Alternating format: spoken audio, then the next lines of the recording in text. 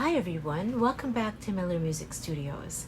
I'm Diane Miller, your piano teacher, and this is lesson number 36 on our musicianship track. Today we're going to review key signatures of all the keys that we've learned so far. And I have a visual for you. So this is called the circle of fifths. And so far we've learned C major has a key signature of no sharps and no flats. So this is 0. It's 0 sharps and flats. Now, if we go clockwise around the circle of fifths, we're finding our sharps. In the future, we're going to go counterclockwise and we're going to find our flats. Now, when we went up 5 notes in the key of C major, we found that we were at G. So it looks like this. C, D, E, F, G.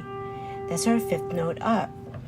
And we found, using our tetrachords, that the key signature of G major is 1 sharp, F sharp.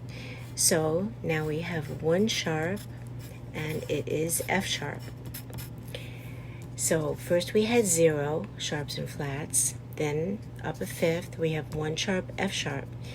When we're in the key of G major, we went up 5 notes. 1, 2, 3, 4, 5. And we got to D.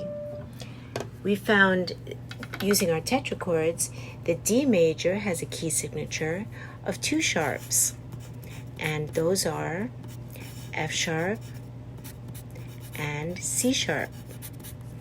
So it's almost like a clock, but we start with 0 at the top, up a 5th, we get 1 sharp, F sharp, up another 5th, we get 2 sharps, F sharp and C sharp. Then we went up a 5th in D. So in the key of D major, we had 1, 2, 3, 4, 5. That brings us to A. And using our tetrachords, we found that A major has 3 sharps. And they are F sharp, C sharp, and G sharp. So another pattern is starting to emerge. 1 sharp, F sharp, is in the key of G major. 2 sharps, F sharp and C sharp, are in the key of D major. 3 sharps, F sharp, C sharp, and G sharp, are in the key of A major. Then we went up 5 notes in the key of A major, and we got to an E. Watch that. So in A major, 1, 2, 3, 4, 5. And so we found, by using tetrachords, that E major has 4 sharps, and they are F sharp, C sharp, G sharp, and D sharp. Now look at this pattern. F sharp is in G major. F sharp and C sharp is in D major. F sharp, C sharp, and G sharp is in A major. F sharp, C sharp, G sharp, and D sharp is in E major. Now, why am I doing left, right, and it will keep going like this? But that's because I'm going up a 5th and down a 4th, up a 5th, down a 4th. Okay, now why am I doing that? Well, watch this. If I'm in the key of C major and I go up a 5th, 1, 2, 3, 4, 5, I get to G. But what if I'm on that same starting note and I go down a 4th? 1, 2, 3, 4. I'm also at G. So that means on the keyboard, if you're on a C and you go up a 5th, it's the same as going from C down a 4th. So we could look at it like this. There's F sharp in the key of G major. Now if I go 1, 2, 3, 4, 5, up a 5th is C sharp. So F sharp and C sharp now is in D major. Now if I go up a 5th, 1, 2, 3, 4, 5, I'm on G sharp. F sharp, C sharp, and G sharp is in A major. So when you keep going up a fifth, instead of going up a fifth all the way up the piano,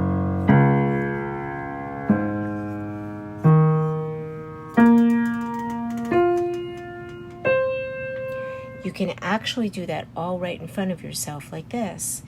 F sharp, up a fifth, down a fourth, up a fifth, down a fourth. And I'll stop there because that is what we find in B major. So I won't write that in until we actually do the scale together. But in the meantime, I want you to see what's developing here. There's a pattern. This is called the circle of fifths because all of the keys are ordered very neatly.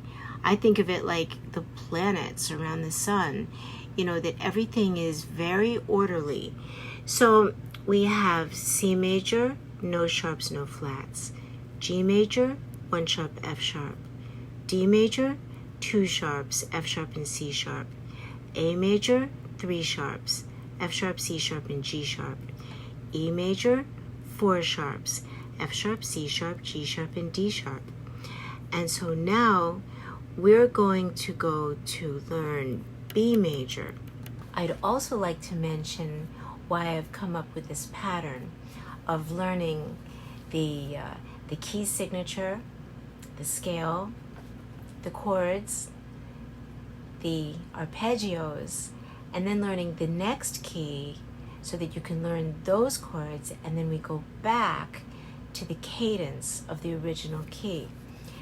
And the reason is that when you have a key, like for example, you're in the key of C major, when you build a triad on the first note of that scale, like you take a C and an E and a G, that's your C major triad, right?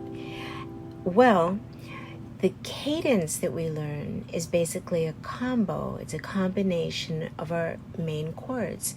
And C major is very important because that establishes the key that you're in. You're in the key of C major. The next chord that's very useful is the dominant chord. And so then I teach you the key of G major. You learn the G major chord. You also learn the G7 chord.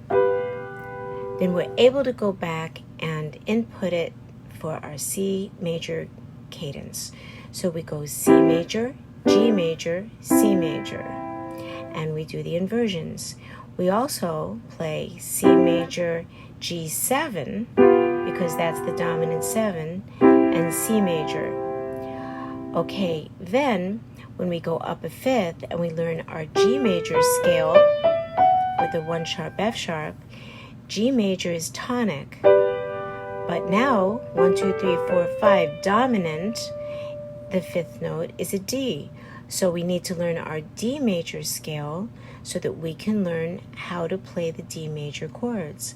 So you see, we go to D major, we find the key signature, you learn the chord triad, tonic is D major, dominant is A major.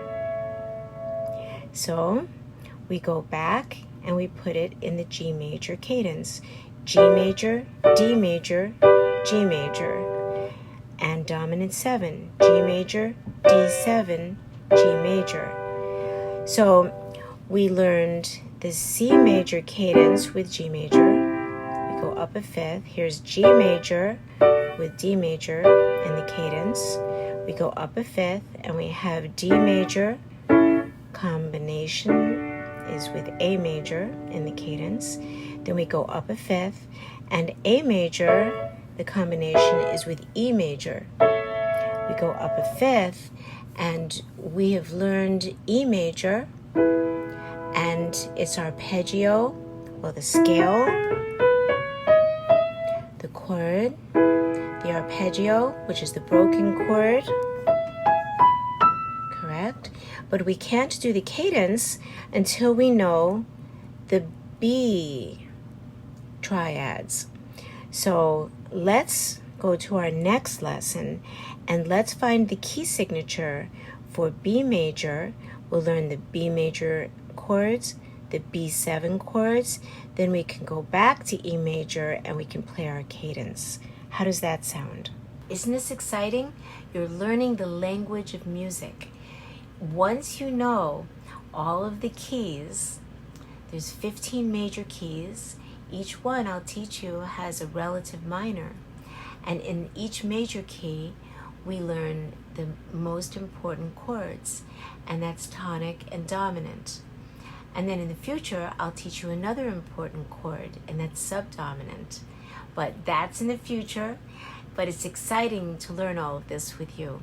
And when you know all of the keys and their chords, especially the main ones, it's going to be quite easy for you to understand the music that you're sight reading, memorizing, performing, and this is going to help you very much. Okay, happy practicing. Here's your kiss.